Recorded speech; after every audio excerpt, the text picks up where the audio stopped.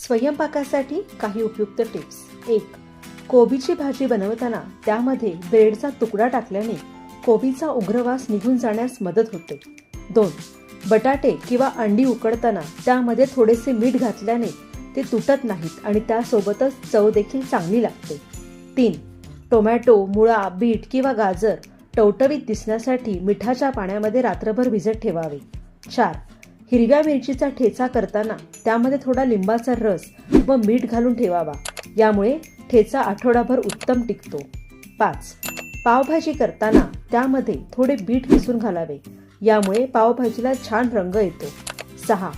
ढोकळा छान नरम व्हावा यासाठी त्यामध्ये साखरेऐवजी साखरेचे पाणी घालावे. 7. तुरीच्या डाळीच्या आमटीमध्ये थोडासा पालक म्हणजेच 3 ते 4 पाने चिरून घातला तर तुरीच्या डाळीच्या आमटीला चव खूप छान आणि वेगळी येते.